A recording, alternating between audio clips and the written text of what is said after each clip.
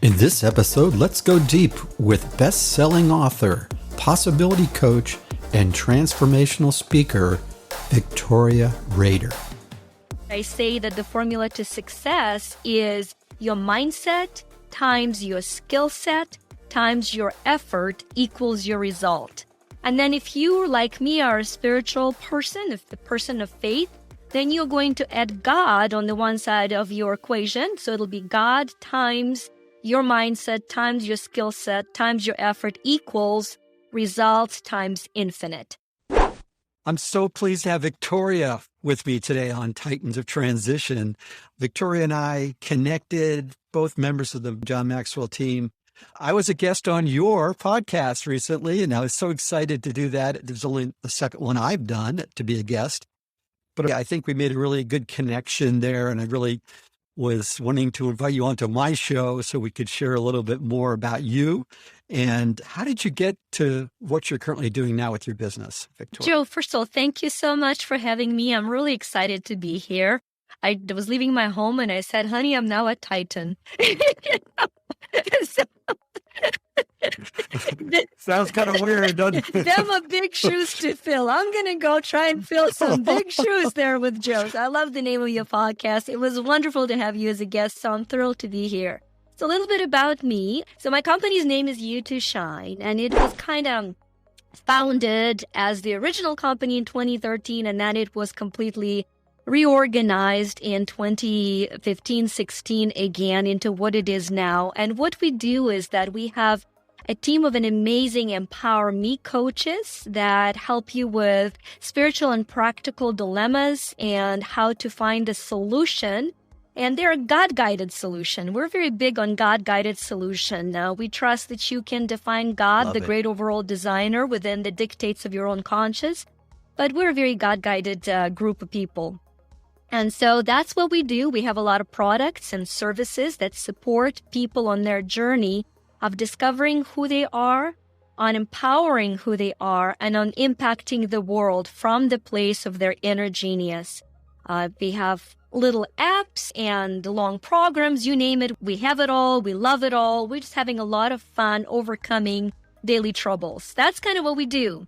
We change your subconscious programming that can self-sabotage your daily rituals.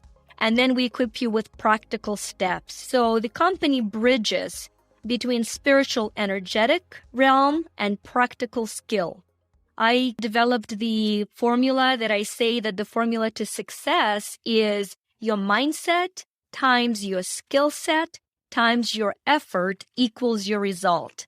And then if you, like me, are a spiritual person, if the person of faith, then you're going to add God on the one side of your equation. So it'll be God times your mindset times your skill set times your effort equals results times infinite. So you make a choice, results or infinite results. That's what we are offering as a company. Now, how did I get here?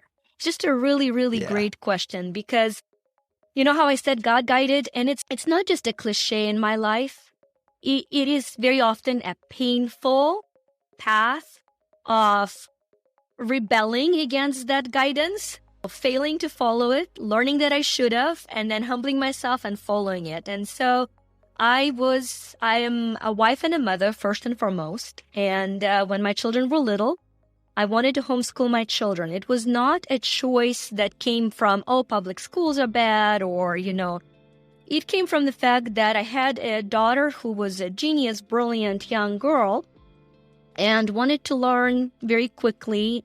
And so she started learning languages and math and reading. And by the time she was 7, she was at a 4th grade of her ability. But emotionally, she was a 7-year-old kid. So we've created a dilemma for us between, do we force the academic suffocating environment of boredom on her, or do we homeschool? And we chose to homeschool, and it was always 1 year at a time. And while homeschooling the kids, I was very big that the fastest and best way to learn is through experiential learning. So I took them in 2006 to Greece. We went to Greece for 3 weeks. My daughter was 8, my son was 4. to study about the Parthenon by climbing it, to do the labyrinth of the great Minotaur, and so forth and so on. But I came back home, and my amazing husband, who was the sole provider at the time in family, sat me down. And you guys probably can hear the accent. I'm from Ukraine, former Soviet Union. No business, no money. Everybody was equally broke and equally excited about being broke. So he sits me down and he says, honey, the ambition to homeschool is great, but this is how the credit card works. It's not actually attached to real money. You've put us into this significant debt now. So I appreciate your desire to homeschool. It might be well backed up by, knowing how the economics works. He was very kind and supportive. My reaction was, oh, no problem. I'll just get a job to make money while homeschooling kids. So I literally went on Google and I said, what is the best way to make money in US while staying home with your kids? This is 2007 by then, and the real estate is hot. The homes are flying off the market. Realtors are millionaires. I'm like, that's what I'm going to do. So I go and get real estate license. By the time I get it, it's around 2008. I step into the arena of real estate. The market crashes. The agents are fleeing the market. And to me, it was an amazing opportunity to learn in a crashing market and to develop the skills. I had several commitments. I never worked on Sunday. Several brokers said it's a suicide in real estate. If you're an entrepreneur, it's not. You can honor your day. For me, it was a Sabbath day, so I chose not to work on Sunday. For you, it might be just a day of rest. Whatever it is, pick one day. Mine was Sunday. So I never worked on Sunday. But within a year, by 2009, I was in the top 1% of realtors in the country. And brokerages started inviting me to ask what it is that I did differently. And so while homeschooling kids through that time, and this was not easy, there were nights that I sobbed myself into the pillow from exhaustion, from doubt, from questioning whether I was stretching too thin and answering yes, I was. But I had very clear goals. My goals were show my kids the world, pay off the mortgage, have no debt, and do whatever it takes. So within the next few years, I was combining selling real estate and coaching other agents and then other businesses on how to implement success principles. And I ran very quickly into a dilemma that you can teach habits and you can develop good skills. But if you carry subconscious sabotaging programs, a person will continue failing and going back to their point of fear. So I went and got a PhD in metaphysical science, which is the part of philosophy that studies the way of being.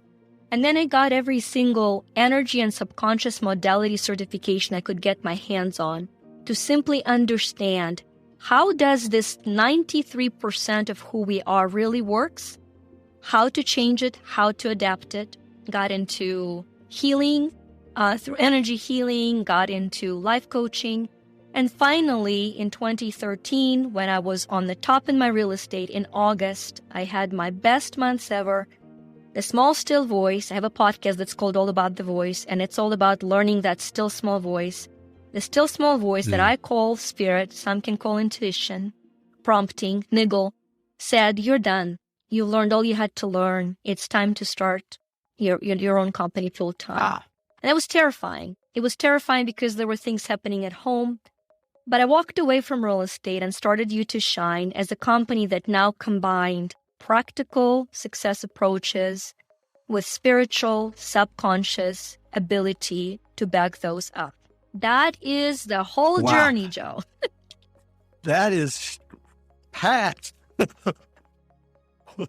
And boy, so many things for us to unpack a little bit. You and I talked before about transition, how to pivot, how to know it's time to listen to the voice inside of you that says, I need to change. Something's not quite right.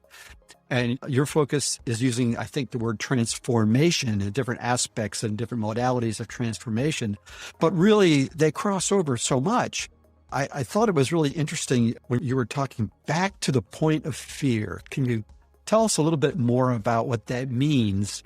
When you said that phrase, it lit up a little bit for me. And I think just to resonate a little bit with what you said, so much of our culture is about learning and acquiring knowledge and acquiring skills and all these other things. But we find so many people in our coaching business and our coaching engagements completely frozen and stuck by fear or by whatever mindset.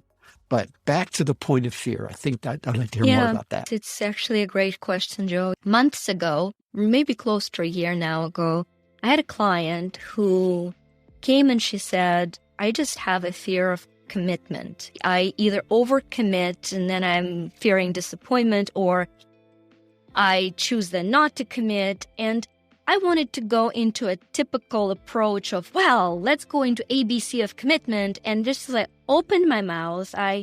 There goes that subtle feeling again that came through. And the words that came through were not my words. I want to honor them as such. I believe they were inspired words that have helped me then deliver the teachings that I do.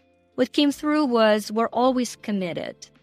The question is whether we're committed to our scared self or sacred self.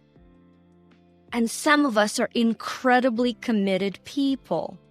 And we've been trained to commit to the scared part of who we are.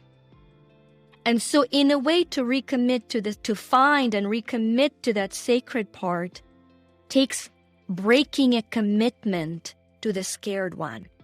Whoa! This is why people are stuck. They're actually amazingly committed people, amazingly loyal people who are subconsciously struggling with, am I going to let that little scared Vika, that little scared Joe behind? I'm going to leave them behind? They've done well by me. They've fed me. They took care of me. Am I walking away from them? So much so when you look at the two words, and this is where God is amazing. You look at the two words, scared and sacred in English language. They're made from the same letters with one little shift of letter C. And I call it the shift of commitment. And it's a daily shift from commitment to fear to commitment to love. It's a conscious choice.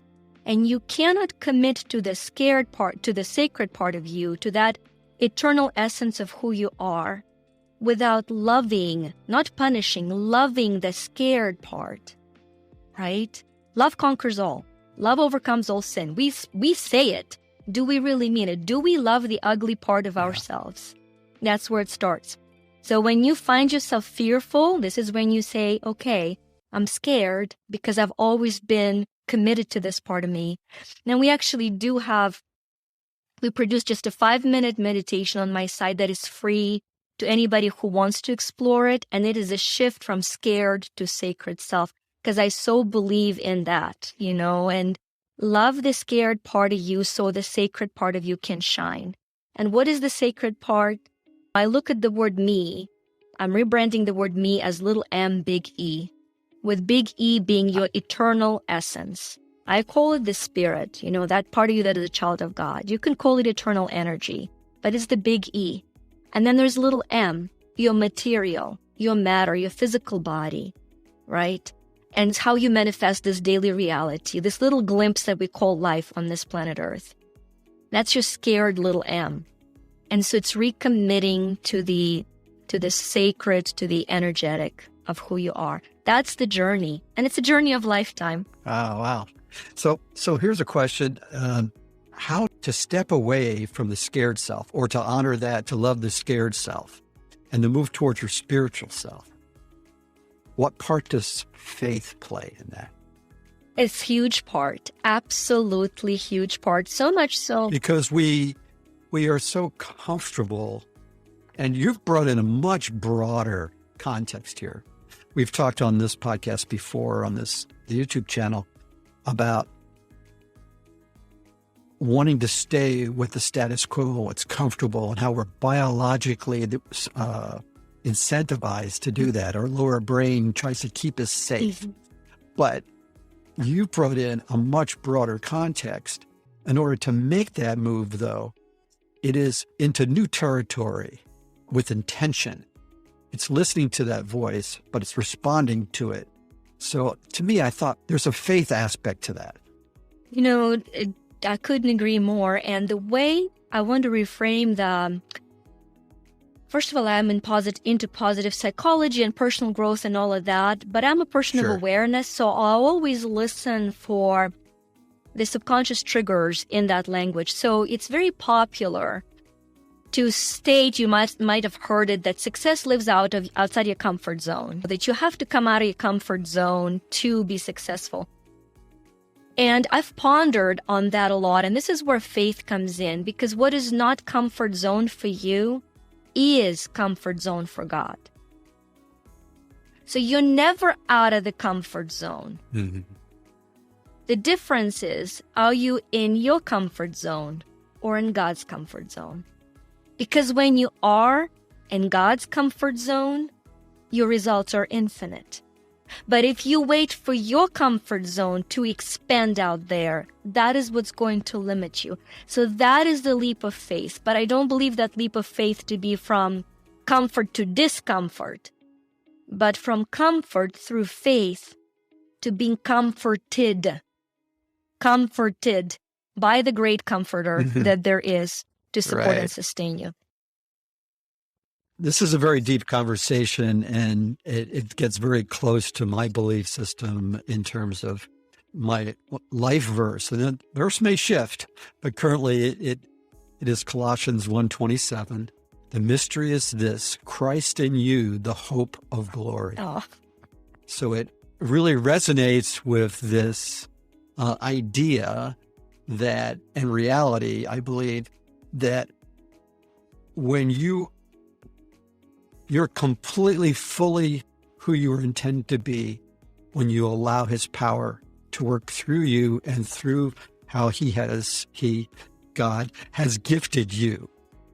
And what I think we have a lot of in our culture today is a lot of, I think, good intentions about spirituality, but sometimes it's tethered more to the self and more to sort of a pumped up reality. I think it doesn't serve us well. It doesn't serve us, meaning society, meaning people, well, because we're limited. And you use the word infinite, and you've stressed that multiple times. So I really resonate with that. I think there'll be some listeners who will and maybe won't, but I think there are universal truths that I think we can agree upon.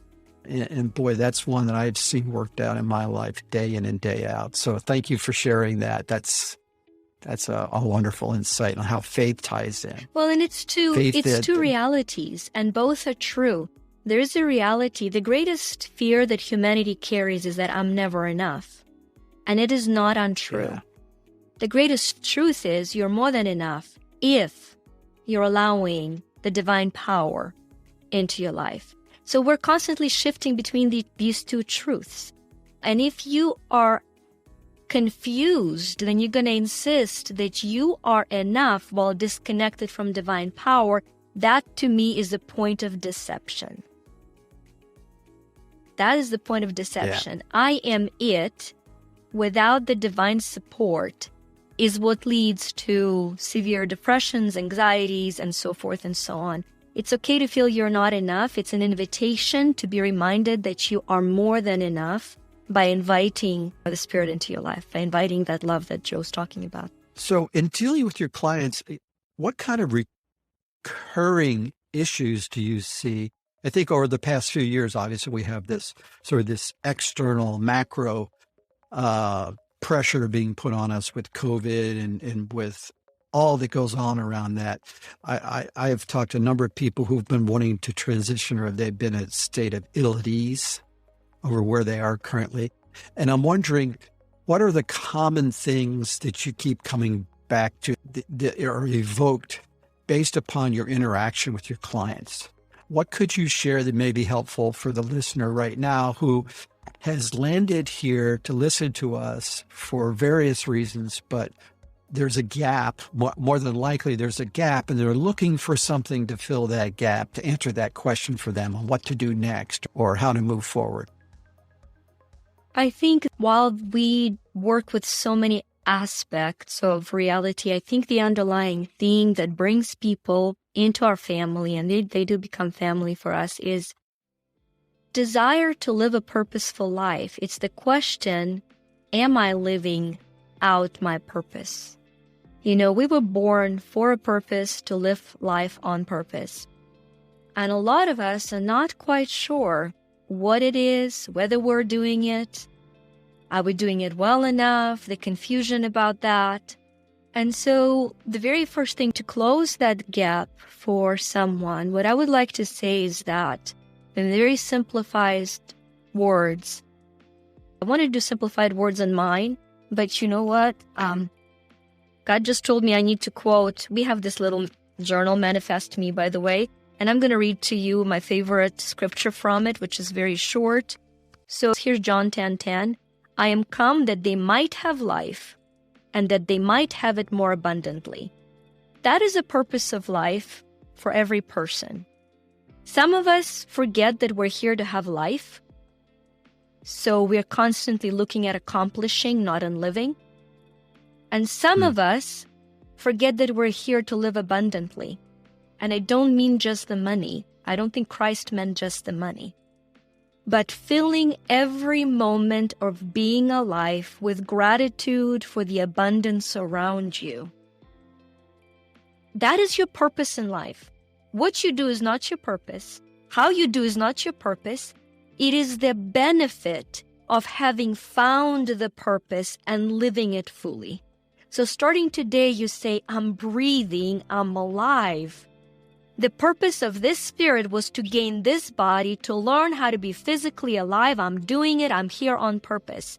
Now, how do I go serve somebody in the most meaningful way, aligned with my talents? And when you do it day after day after day, that still small voice guides you to better ways of doing it. And then you can look back and say, oh, my purpose was to do this podcast. My purpose was to do No, they were aspects of how you've chosen to expand your purpose of living and living more abundantly. And we already are doing it. Whether you're stay-home mom wondering, should have you have gotten a career? You're living your purpose, just live it more abundantly. If you are an executive who never sees time to see their family, you're living your life. Now live it more purposefully. Take a chill pill. You're alive. So 50% is already done. I love that. So. Yeah, that's great. I think that the whole getting in touch with your purpose, we are human beings, not human doings. I ask people that, what do you feel like your purpose is? And they give me a job title, or they give me something that is really more doing related, or some categorization. A purpose can be, I'm an encourager. Purpose can be something that seems somewhat general that can show up in a lot of different activities, but it's what you have been uniquely gifted with. You're bringing the scripture, so I'll do that too. I'll talk about the parable of talents, which I think you did on your podcast. So we have been given, God has invested in us. He's wired us. The Holy Spirit is there and given us the power to live out abundantly in our purpose. We will be at disquiet, my belief is. We will feel like there's a hole unless we're aligned with that. And this can go on years, decades, or an entire lifetime, unfortunately, tragically. So sometimes it's a little bit of a challenge working with clients because they'll want to come in and get the quick fix. They'll want to come in and get, what book should I read? Or what should I put into my calendar? What habit should I develop? Those things are useful, but you have to start at, I think, a more fundamental level, answer those deep-seated questions before that disquiet will move away and that disharmony will move away into harmony, into alignment, and into fulfillment. So resonating a lot with you. This is going in very rich direction for me. I really appreciate it. So why don't you tell us about what you're leaning into in 2022? You told us about your business so far. We've got a sense of what you do in your engagements. What are you going to be more intentional about in 2022 in terms of serving those in your family? Yeah, we are expanding. I have very limited number of annual clients that are booked for the year. So I'm currently expanding my coaching team that with every person being specialized in a certain way, we're onboarding them as we speak. We just launched our first one and we have 5 more lined up. They will be all specialized, from Christian counselors to people that heal the earth and clear your home from dark energies. You name it. We are bringing them on. We're bringing them on. We have an amazing person who teaches you how to breathe, to regain your health, your stamina, because breathing is important. It's not called breath of life for nothing. For a lot of us, we forgot how to breathe. So it's more like breath of terror. Where's my brown bag? So anyway, so we're expanding the people power, and I'm excited to lean into that. We do have an amazing program that's called Quantum Freedom. I want to share about this. I wasn't going to share this part of it, but I feel strongly that I do. And I don't know, I'm getting emotional, but I'm just kind of carrying my heart in my sleeve. So you can cut that out later if I lose my ability to be presentable. This is what editing is for. But in December 2019, I had a little conversation with God. I call them my chats with God. And just every day I check in and say, what would you like me to do today? Take this. Bob Badin wrote an amazing book, 2 Chairs. Love the book. And it's all about, does God know what you go through? Yes. Does he have a plan for you? Yes. Do you know that plan? Oh, well, let me check in. And that's your daily check-in. So every morning I'll say, here are my troubles. Please take them away. They're too heavy to carry. They're yours to carry. And now that you've taken that, in exchange, what am I to do today? Just what am I to do today? What am I to be today? What is my marching orders for the day? And it was in December 2019 that the very clear prompt came in, you need to take all of your programs online. I said, okay, that's going to be hard to do. A lot of it was in person, hands-on interaction, but I'll do it. And by when? And it was by January 24th, you need to launch a new program. January 20th. It's very interesting timing. Yeah, January 24th, 2020, we launched what we called back then Quantum Freedom. Quantum Freedom is a phenomenal program. It teaches you how to respond to life in a way that creates the life of your dreams as opposed to react to it. And we started with one program that was, teaching people to appreciate daily miracles. We started a miracle program when 2 months later, the world shut down in fear. We were creating miracles. And then it expanded into business aspect for my business entrepreneurs, into healing aspect for people who seek physical healing. And then we did different programs on money and so forth and so on. They're all recorded and they're all a part of your membership and accessible through that. While I do 5 live programs a month. So that group is expanding. And 2 months ago, what we've done was, because it was growing completely by referral, this is new to me to come on podcast and talk about the program. That's a part of that commitment of growing my team. But because it grew completely by referral, I sat down with my little team and I said, how do we make everybody prosper? And so we've turned that program into affiliate program where the members bring somebody because they know they'll gain the value. They get 33% of the price of the program. The program is $9.99 currently a year. So $333 might not sound like a lot to somebody in America, but last month we launched it in Russia. And again, this is where I get emotional. And I have little Russian families who go in debt, right, for $9.99, but they get 3 people within a week. And then they start making money. And while their spirit is growing, they're feeding their family. So that's my biggest purpose for 2022 is grow quantum freedom in the most profound, palpable, and profitable way, especially in places where that money makes a huge difference. That's the purpose for that. To do that, I'm going to do a Empower Me video program on Believe Your Dreams Network, which is Les Brown's niece, Nicole Peters' network online. They're on every smart TV. I don't have any details yet. I'll be recording them in February, March, and launching in April. And empowering people, and the me will be little M, big E, the brand. In other words, empowering the God-driven you in you, at a cost of the sacred self over the scared self. So those are my big visions. Now we have 2 apps that we're rebranding. I have iHappy Daily, that'll be just me daily, and iHappy Me, that will be just me. Those are the entry points for people that need help, and $20 is too much for them, so they can get an app for $1.99, and we will try to reach out to them that way. Those are my big visions. I really think that's great. I really love how you're serving at different levels and worldwide. I want to ask you a specific question because you were connected on social media and you post things about activation. Yeah.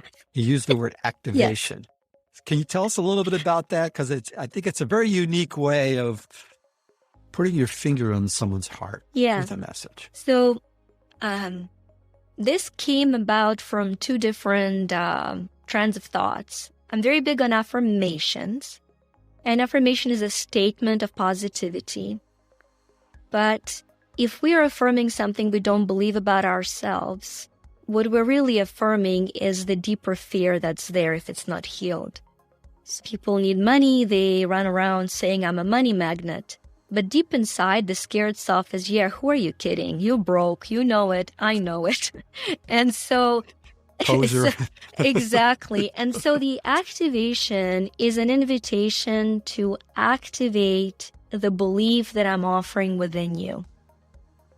And because I work with energy, God is energy. I work with energy. They're charged with special energy blessing to invite people to do so in a more palpable way.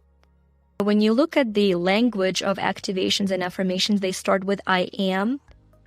If you think of the first introduction of the concept of I am, it goes back to Moses, when Moses is chatting with God in the burning bush. I am who I am.